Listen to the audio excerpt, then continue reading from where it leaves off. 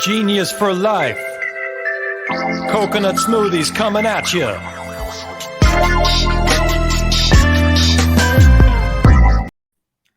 All right, welcome to episode 174 of 15 minutes of genius. Make sure to give us 5 stars on Apple Podcasts and all that good stuff. I'm not going to spend or waste that much time talking about us. I want to swing right into introducing our guest. We have with us today, it's a big honor. We're talking many things. We're talking probably about Coconut Cult, yogurt, maybe Teslas. We'll see. We have Ari Raz. He is the CEO of the fast-growing plant-based yogurt, Coconut Cult. How you doing, brother? I am doing very well today. Thank you so much for having me on, Alex. It is an honor to be on the show as well. Yeah, and you're returning for, technically, it's a third time in total on the podcast family platforms because you were on CPG Vibes. And then you were on our show, God, probably 2 years ago for 15 minutes of genius under another brand, Once Upon a Farm. Yeah. And now we're talking Coconut Cult. And a lot has happened since the last time you were on CPG Vibes. A lot has happened. Yeah. Well, a lot's happened since last week, you know. This fast-paced industry we work in, you know, things are always changing. Yeah, totally. So let's just hear the latest, man. I mean, there's no script on this show. Obviously, for those that don't know Coconut Cult, you will by the end of this episode. It's, I think, not even arguably, it's just my favorite yogurt product. And it's also my favorite snack. And it's also, from a functional standpoint, it's my favorite probiotic because it works. So it's like the top 3, like the hat trick, you know, right there. And it just tastes really good. Like their chocolate is amazing. I go to Santa Monica Co-op. It was sold out for a time, right? And you will go into that, you know, just couldn't keep up with demand. Now the shelves are full and we're seeing it back on the shelf again. And so I buy the big boy, the 16 ounce, which is only a mistake because I have too much. I eat a lot. I get a lot of probiotics. And sometimes when you have too many, you got to kind of slow down. But I love their product. It's delicious. They have some new flavors. They have exclusive drops on their website. There's so much going on. But I just want to back up and see. Let's start from now and then back up to the past. Where are you guys at now? How are things going? New facility. Tell us the latest and greatest with Coconut Cult. Yeah. So we recently started manufacturing yogurt in a brand new facility that we leased back in January of this year. So, you know, when we leased the space, it was essentially an empty warehouse, brand new building. And we built out our production facility, our warehousing, everything from scratch.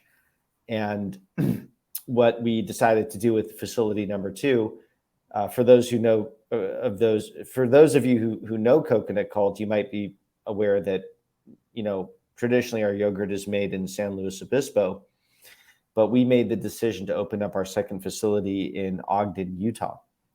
So that was a little bit scary because, you know, we have a very particular way of making our yogurt, and the thought that we could, you know, that we'd have to build a brand new team to train them, to get them comfortable with making the exact same yogurt that we make in San Luis Obispo was a bit daunting.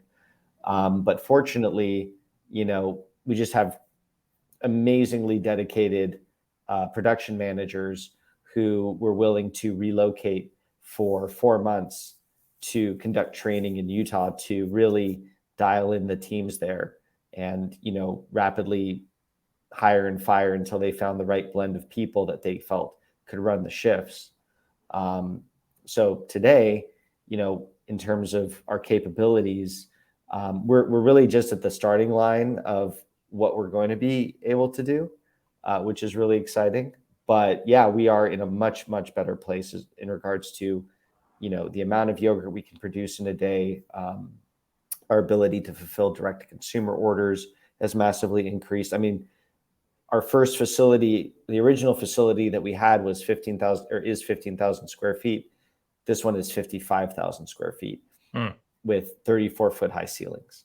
So just a massive increase in storage capacity and, expansion opportunities. It's a really exciting time.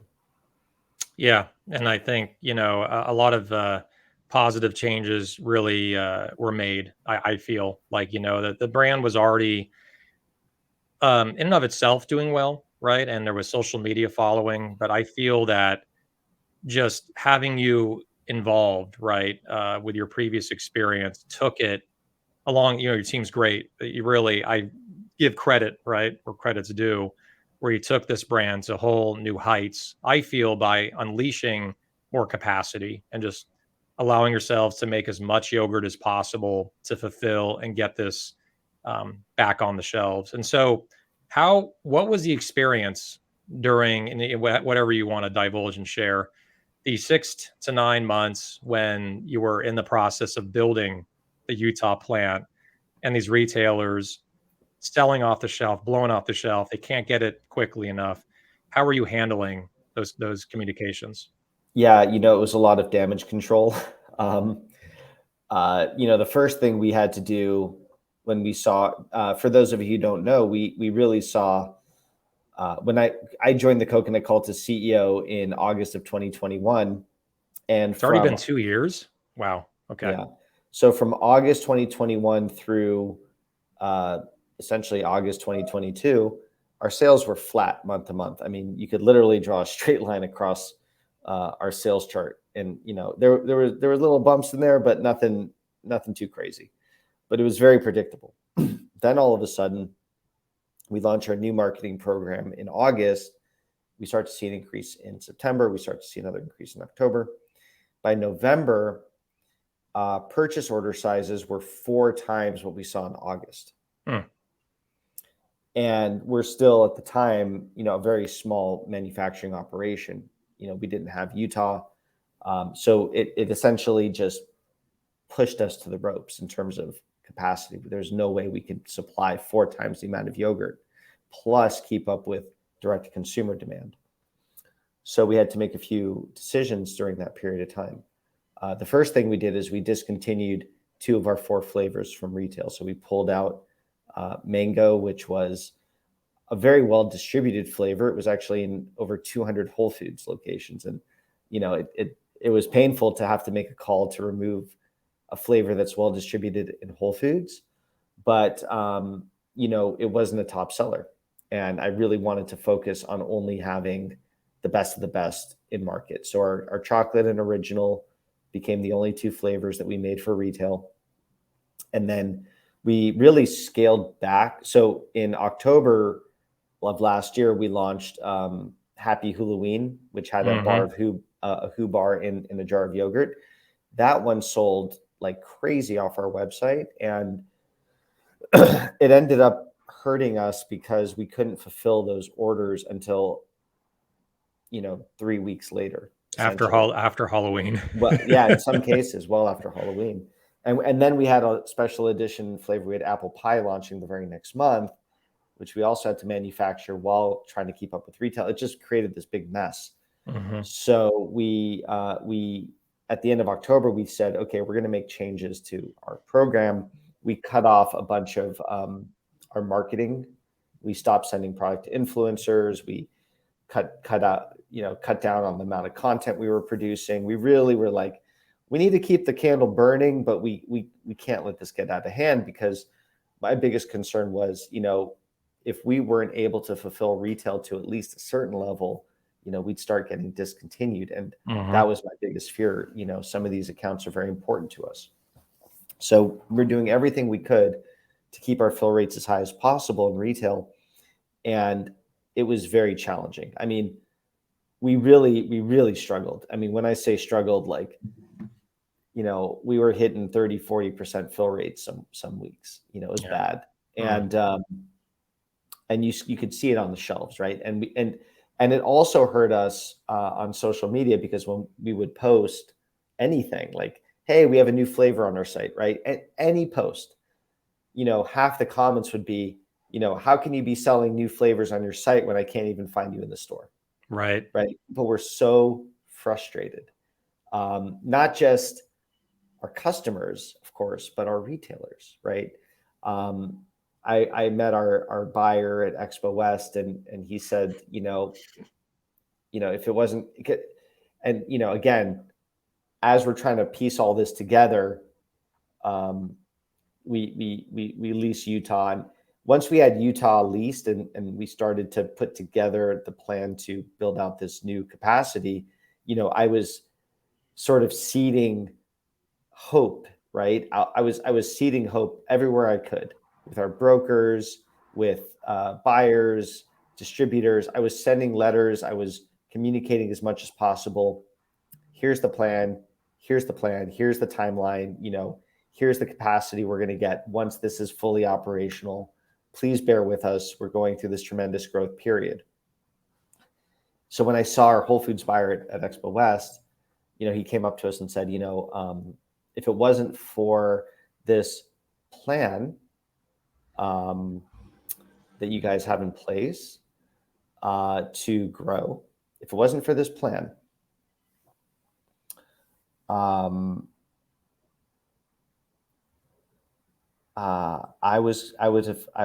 he said, I was getting ready to pull you back down to only California locations. And that was the risk. Like that was like the scary potentiality and the real thing that could have happened, right? Not just with Whole Foods, but a ton of other retailers, Yeah. And it's so hard to balance that, and because retailers can only be so understanding, but then each slot is like a money brick for them. And if you're not in stock, they just put another brand in there or a line extension or whatever and fill that slot, since there's 100 brands waiting in line to get into Whole Foods. So yeah, it's a hard conversation. You were building the plane as you were flying it, figuring it out, because you stepped into an extraordinary circumstance, which is very rare, which is like, not only can we not fill these orders fast enough, but we have to build another facility within a year or half a year. That's hard. I'm very, it's very cool that we are self-manufacturers. I think that, I know it's fairly rare for a CPG brand to make its own product. And the fact that we do, I think it is a bit of a superpower that we have. But it's also, right, in a lot of ways a flaw, because when you do experience, if I was working with a co-packer, it would have been a lot easier for me to call a co-packer and say, yeah, just scale up, production or make more product. Like that's what they're built for, right? They like volume, right? They're built for that. And in our case, we just weren't. But fortunately, today we are, and now we're actually able to grow, which is the most exciting thing for us. Totally. Yeah.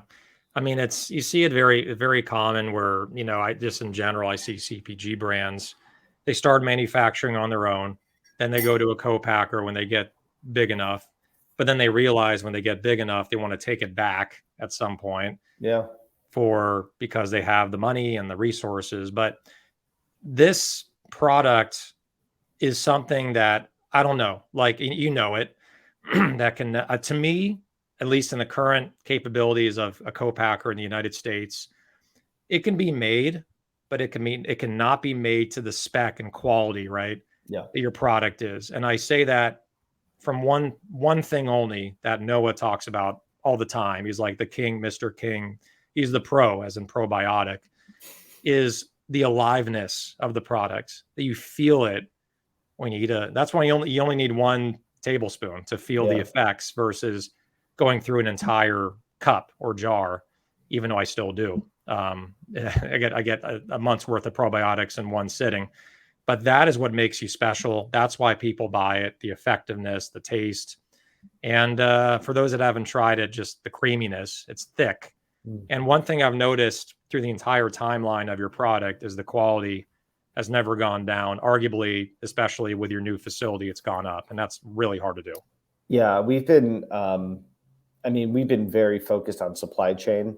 Ever since I joined, it's been a big priority for me, was to really get a handle on it. And I wanted to make sure that we were sourcing the best ingredients possible, and I found out that we really were not, especially on our base ingredients to make the yogurt itself. And now today, I mean, our ingredients are far superior to where they were when I first started, and you can really taste it in the yogurt. Yeah, In that texture is much better. Before there were, again, this is 2020, right? Yeah, there's 2019. probably There were some grittiness or grittiness, or like you kind of have to like chop into it. Now right, it's right. like, It wasn't as creamy, and yeah. yeah, cool. And then like original versus chocolate, like I don't know if you can release this, but are they kind of even, or is one beating out the other? Or Yeah, good question. Original is I would say this. We have 3 flavors in market. We have original, strawberry, and chocolate. And people love the sweeter flavors. They love, they love the more indulgent yogurts that we make. But we have a very, very loyal and strong core base of people who love the original. So the original is they're all 3 are neck and neck. That's the way I would put it. yeah, for sure. And that's why I was so happy in a way to discontinue mango and vanilla toffee, and because they were not neck and neck with original and chocolate. And then when we released strawberry and I saw how well it does, it's right up there with the other 2. So now that's how we're building out our portfolio. So any new flavor we introduce, we're really going to make sure that they're all within, within like a 30% spread, or something relatively reasonable. So I have a lot of flavor, because we do bring a lot of flavors to direct to consumer consumers. Right, but you can test them out, right? It's cool. we have, and we've made far more flavors than we've released. So we just have so many yet to try, but we're also very mindful of like that being the next step for us when it comes to how we're growing in retail. Nice. I have a vision for a video for you guys. This is totally off base. You could do like a video called Coco Wonka. Okay. And then Noah would be the perfect Willy Wonka. This would be a great social media thing that you can chop up to like multiple videos. Yeah. And you could like film it at your Ogden or at San Luis Obispo, and just like have him do a tour or something. Timothy Chalamet is doing the Wonka movie, isn't he? I don't even know. There's a new one coming out. Yeah. He plays a young Willy Wonka. Oh, I'm so out of it that you should check out the trailer for Wonka when you get a chance. It doesn't look bad. It looks actually pretty fun. If it's any bit better than the Johnny Depp one, I'll be happy. Oh no, it doesn't look that like one. That one sucked. No. It looks really good. It looks like a really well made movie. Yeah, awesome. I agree with you on the Johnny Depp version. Yeah, but yeah, Noah could definitely rock it. Yeah, I think that was always kind of the original vision, was to bring that Willy Wonka element, or even that like Ben and Jerry's element, right? Of that fun, like chaotic flavors. kind of like flavor combinations that really wow people. We'll be able to do a lot more of that, especially as our we have certain capabilities now in yogurt manufacturing, but we are investing in the future where we'll have far greater capabilities in yogurt manufacturing than we do today. So we'll really get to become much more innovative in how we go to market with products in the future, which is also really exciting. Love that. Yeah. And I really, just a shout out to you and the innovation team for, it seems like every flavor. And it's funny when, I've bought some directly from you. I got a variety pack of some limited edition. I see it on my shelf over here. I got the Halloween Santa milk and cookies and milk. Yeah. So with all this said, and how the variety and the creative part and the kind of the crazy, Noah, the long hair and everything. So what flavors would you say are like, of all the online drops, which ones are your favorites or Noah's favorites? Like which ones do you see as a potential future, or at least to like redo them in the future as another debut, as another drop? I think that seasonalities seems to be quite important. So people loved the cookie yogurt that you mentioned. People seem Halloween. to really love. That one's No, good. it's the Santa's cookies and milk. Mhm. So people love like inclusion. So anytime we do a cookie inclusion or some kind of inclusion like that, you know, that's always very popular. So like cookies and cream or the Santas, or we have some other, we're coming out with another cookie flavor later this year that I'm sure will be a big, have a big splash. So cookie yogurts would be like a category. Then there's more like, I think that we made, we're coming out with a flavor next week that you wouldn't really expect in a yogurt, strawberry lemonade, but Oh, yeah, that should taste really good, it actually. is unbelievable. It Hmm, is probably my new favorite. It's just an incredible flavor. hmm. Um, so we have like the kind of the fruity side, right? On the fruity side, we usually either go berry or we go tropical, generally. But we did a banana bread that people went crazy for. Hmm. We did apple pie last year. People loved apple pie and are begging us to bring it back all the time. So, we can go in a lot of different directions. I think that broadly speaking, one of the reasons why I love that we have our D2C platform is, it allows us to test different concepts, introduce seasonal concepts as well, and see how they play out. You know, we also kind of brought that to retail with the launch of our pina colada jars in Sprouts. We did like a Hmm. exclusive in their Fresh Finds coolers, and that's done extraordinarily well for us. So we're always learning, we're always gathering information. But I can say that I don't want to tell you like, oh, this specific flavor, because I don't really know exactly where, we're still sort of in the process of making those decisions. But we have so many flavors now, and we have so much in terms of capability that we can really kind of pick and choose where we want to launch a flavor. And it's kind of like we're kind of creating this cool opportunity where certain flavors you'll be able to find in certain locations and not in all locations. So as an example, the pina colada um, is especially popular in Florida. People in Florida went Oh, crazy yeah. for it. So, I talked to the Fresh Market. So we're going to launch the 16-ounce pina colada in Fresh Market, Oh, nice. but only Great. there, and then so that gives. But then I can go to another retailer and say, okay, well, they have pina. What can I make for this retailer, right? And then you're creating differentiation where people, in order to find a particular flavor, or maybe if they want all the flavors, they may have to visit a couple of different Mm. stores, It's like a treasure which hunt. which becomes a bit like a treasure hunt. So we'll have our core what we call our Neapolitan set, which we want everywhere, right? Maybe there'll be a fourth flavor. We'll see. No promises, but our core set, and then we'll have all the different fun ones that are going to be exclusive to different retailers. So that's kind of what we're playing with right now as a concept. Again, we tested it with Sprouts. It worked really well. We're going to try this thing with Fresh Market. I think it'll be a hit. And we have some other stuff that hasn't been announced yet that we're working on that will also play into this strategy, that I'm really excited about. Absolutely.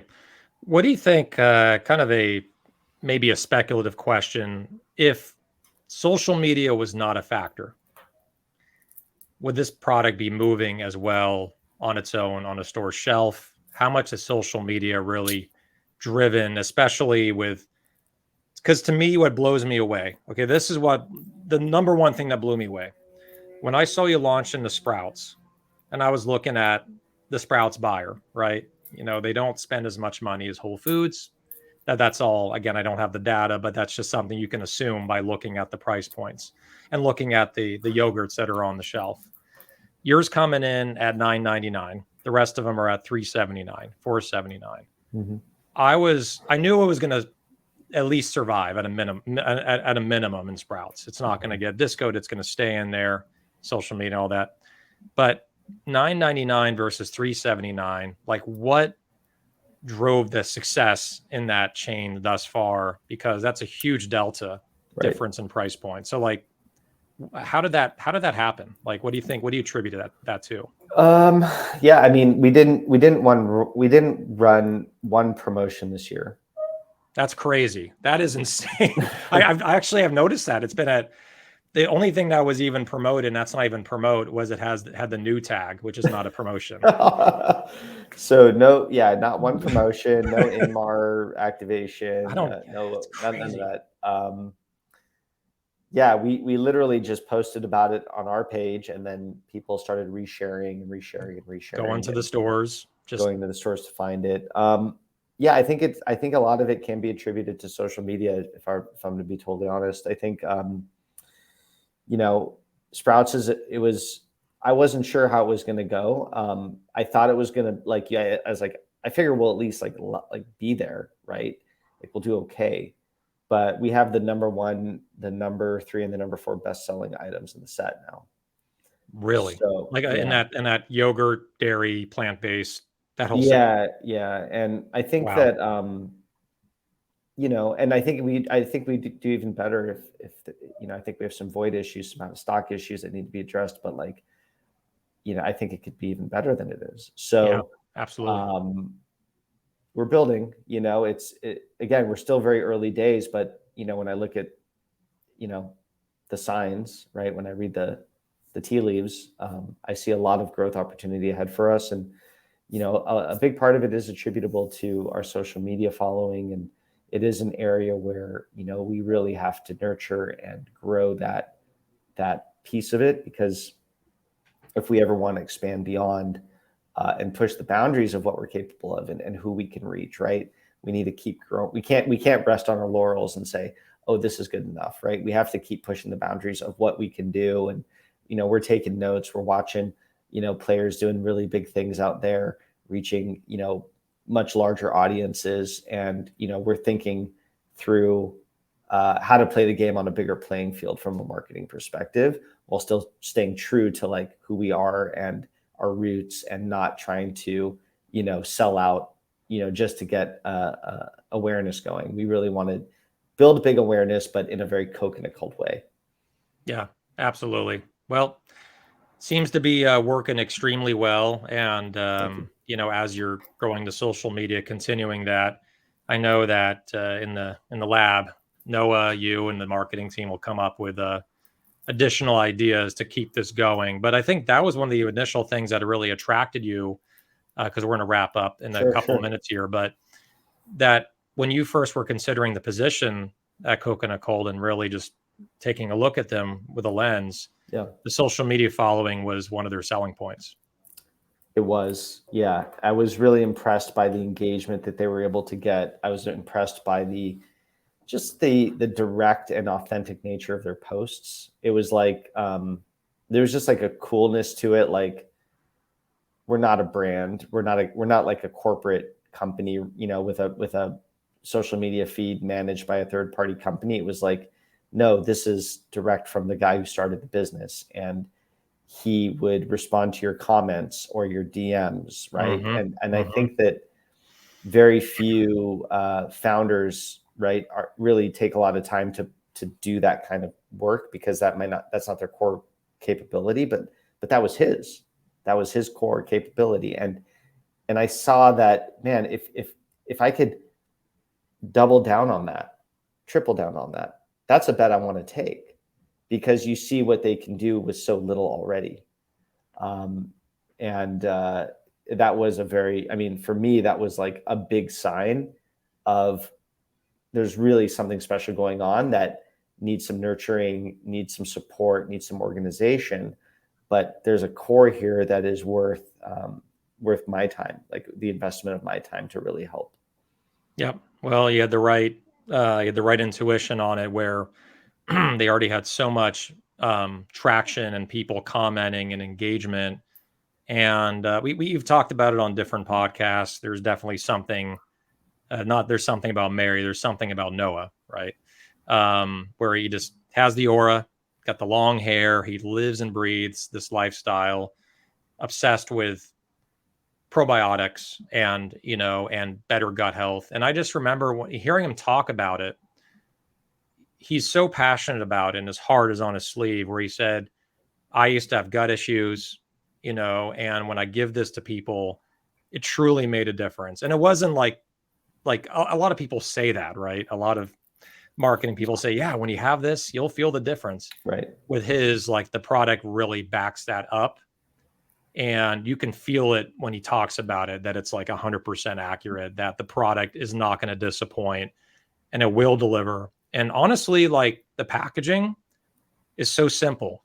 Like, you don't try to be too loud on your packaging. You just have the label, it looks good, but you really keep it simple and let the product speak for itself, which I also love about, you're being humble with your product. So that's Thank cool. you. Thank you. Yeah. Yeah. I think that we're definitely, not looking to change too much, but we are looking to evolve. And the best kind of evolution, if you have a strong foundation, is an evolution that doesn't try to change who you are, doesn't try to change where you come from. It takes what really works, core, and just tries to build on that and improve it and move it forward. And I think that's probably true for any company, any brand. And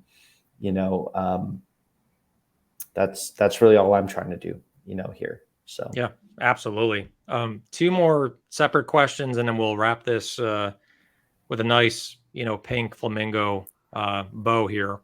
Number one question: Costco possibilities in the future for a Costco region with a 32-ounce jar or something. And then the second question is, that would be insane. And the second question would be ice cream. Any chances of that ice cream ever coming back? Okay, let me answer the Costco question. Costco is not. If you were to ask me, like, is Costco on your radar today? I'd say not today.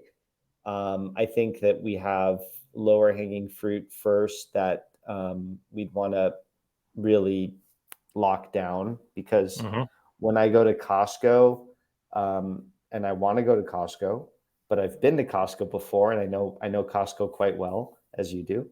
And when you go to Costco, you want to hit the ground running. So I don't feel like we're ready for that. I don't necessarily know what the product that will really do that for us will look like. Right. But yes, do I want to be in Costco? Yes. I'm not going to think about it until probably, mid-year next year. Yeah. But it is on my mind. Could be a single serve. Who knows, right? It could be a different format. I'm not sure. The second question on the ice cream. So the ice cream was an amazing product. People loved it. We actually had 500 pints left in a freezer, and Noah said, "Why don't we just sell them?"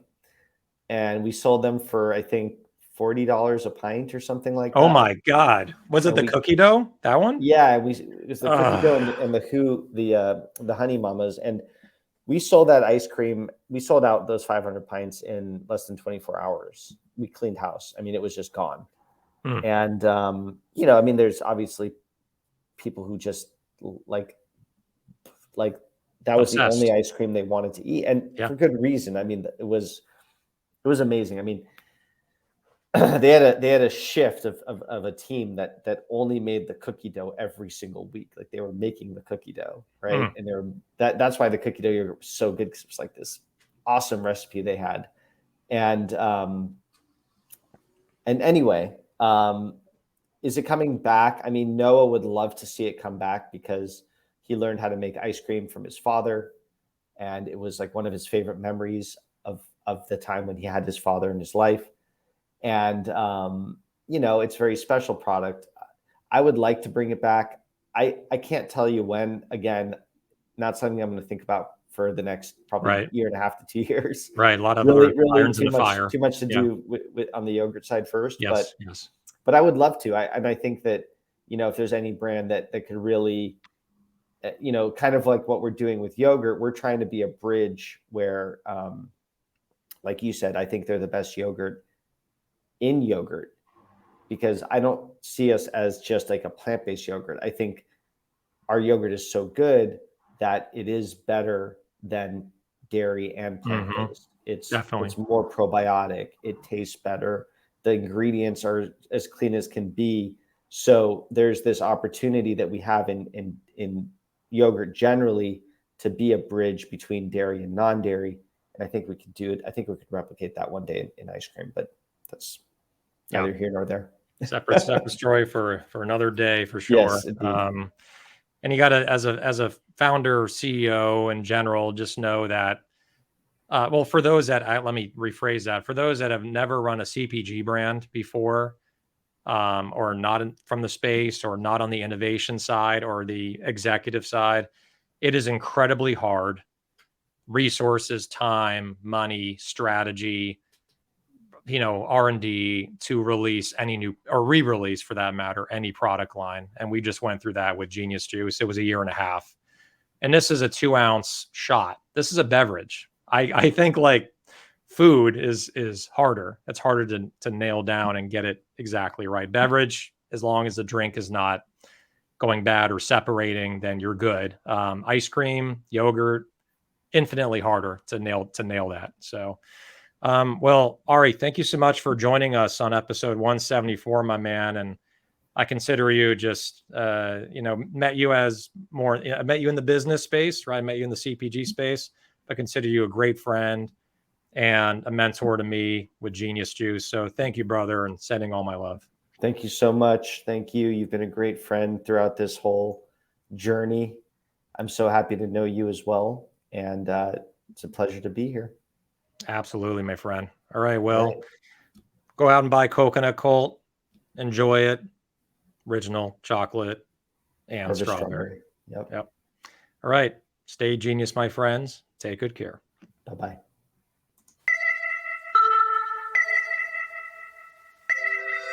Genius for life. Coconut smoothies coming at you.